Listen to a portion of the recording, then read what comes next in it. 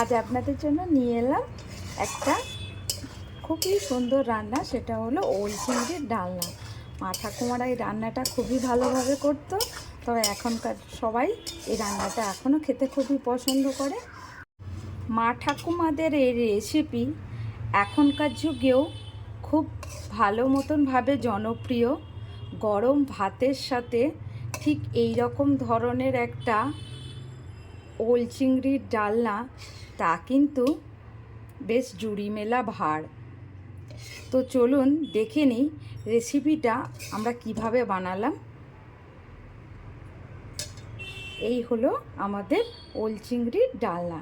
তো চলুন ঝটপট দেখে নিই রেসিপিটা করতে আমাদের কি কি লাগলো আর কেমনভাবে বানালাম। তার জন্য প্রথমেই আমাদের লাগছে এখানে ওল। আর এই বর্ষাকালে ওলটা বেশ ভালোই পাওয়া যায়। তো ওলটাকে প্রথমে পরিষ্কার করে ধুয়ে ছোট ছোট টুকরো করে আবারও ওলটাকে ধুয়ে আমরা পরিষ্কার করে ঠিক এরকম ছোট ছোট টুকরো করে নিয়েছি। এবারে একটা পাত্রে আমরা গরম জল বসিয়েছি।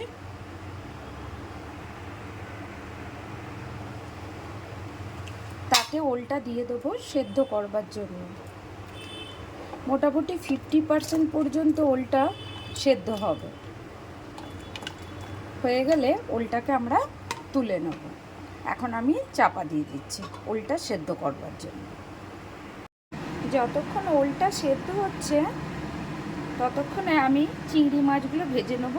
চিংড়ি মাছের মধ্যে নুন হলুদগুলো আমি মাখিয়ে রেখেছি, আর আমি কড়াতে দিয়ে চিংড়ি মাছগুলো আমি ভেজে নেব।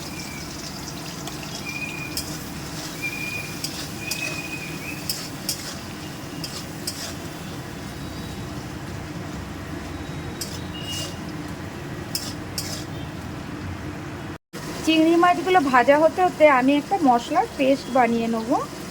আমি মিক্সার জারে নিয়ে নিয়েছি দুটো মতন বড় পেঁয়াজ, আর দিয়ে দিচ্ছি দুটো কাঁচা লঙ্কা। এটাকে আমি ভালো করে, চিংড়ি মাছগুলো এখন আমার বেশ ভালো ভাজা হয়ে গেছে। এবারে আমি এটাকে একটা পাত্রে তুলে রাখছি।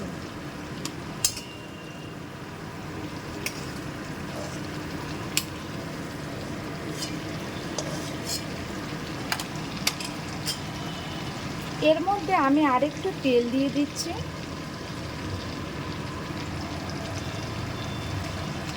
আর দিয়ে দিচ্ছি ফোড়নের জন্য একটু গোটা জিরে।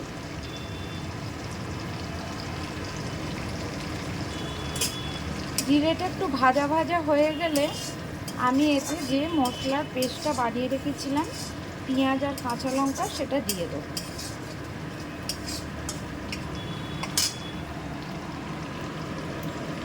পেস্টটা এখন আমি দিয়ে দিচ্ছি।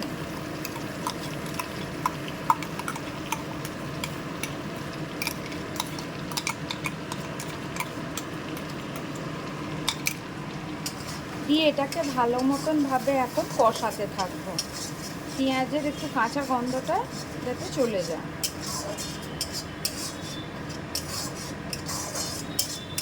এটা একটু ভাজা ভাজা হয়ে গেলে এরপরে আমরা এতে অ্যাড করব আদা রসুন বাটা। এখন এটাতে দিয়ে দিচ্ছি 1 চামচ মতন আদা রসুন বাটা। দিয়ে এটাকে খুব ভালো মতনভাবে কষাবো যতক্ষণ না পর্যন্ত আদা রসুন পেঁয়াজের কাঁচা গন্ধটা চলে যায়। মশলাটা এখন বেশ ভালো মতন কষানো হয়ে গেছে, একটু তেল ছেড়ে এসেছে।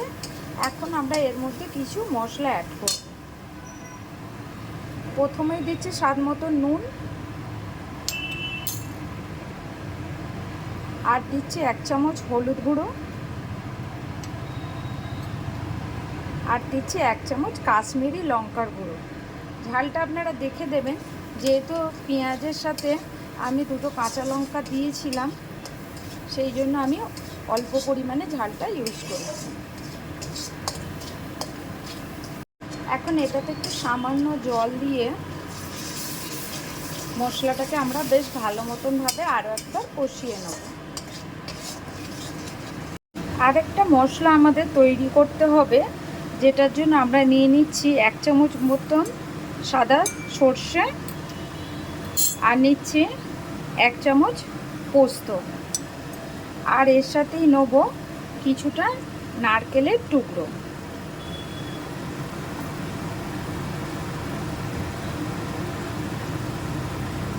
এটাকে আমরা একটা স্মুথ পেস্ট করে নিয়ে আসছি। মশলাটা বেশ ভালো মতন কষানো হয়ে গেছে। এখন আমরা এতে দিয়ে দেবো সেই ওলটা, যেটা আমরা 50% পর্যন্ত সেদ্ধ করে রেখেছিলাম। দেখুন পুরোটা কিন্তু এখনও হয়নি, যেহেতু এটা মশলার সাথে কষাবো সেই জন্য এটাকে পুরোটা সেদ্ধ করিনি।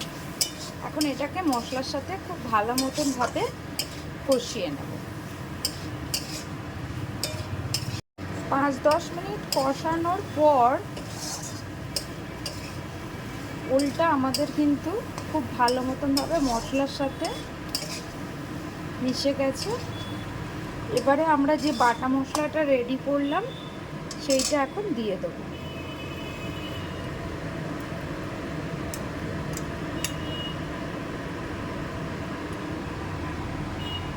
দিয়ে আবারও একটু ভালো মতনভাবে কষে নেব।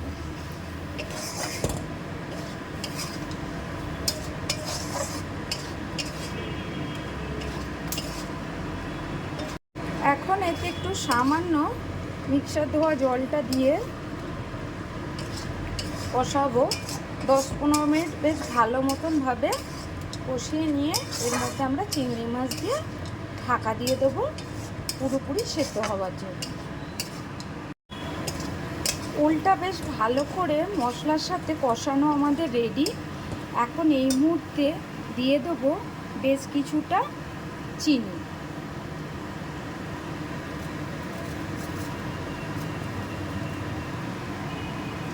দিয়ে এটাকে ভালো করে নাড়াচাড়া করে নেব।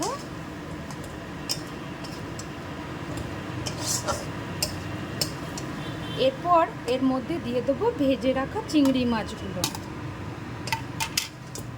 ব্যাস, এবারে আমাদের রান্না শেষের পর্যায়ে দিয়ে দেবো বেশ কিছুটা জল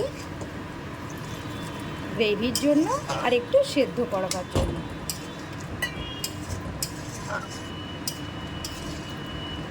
এখন ঢাকা দিয়ে 10-15 মিনিটের জন্য ফুটতে দিলে রেডি হয়ে যাবে আমাদের ওল চিংড়ির ডালনা। আমাদের রেডি হয়ে গেছে ওল চিংড়ির ডালনাটা। রান্নাটা একদম শেষের পর্যায়ে। এখন এই মুহূর্তে আমি একটুখানি দিয়ে দেবো একটু গরম মশলা।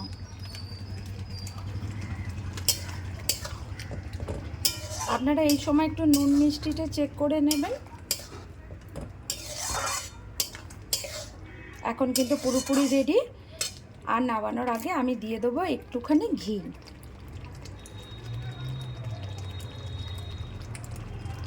এটা পুরোপুরি অপশনাল, আপনারা চাইলেও দিতে পারেন, না চাইলে এটা স্কিপ করতে পারেন। ভিডিওটা আপনার কেমন লাগলো আমাকে কিন্তু অবশ্যই কমেন্টে জানাবেন। আরও নতুন নতুন ভিডিওগুলো পাওয়ার জন্য আমার চ্যানেলটিকে অবশ্যই সাবস্ক্রাইব করে রাখবেন। আর লাইক, কমেন্ট, শেয়ার করতে একদমই ভুলবেন না।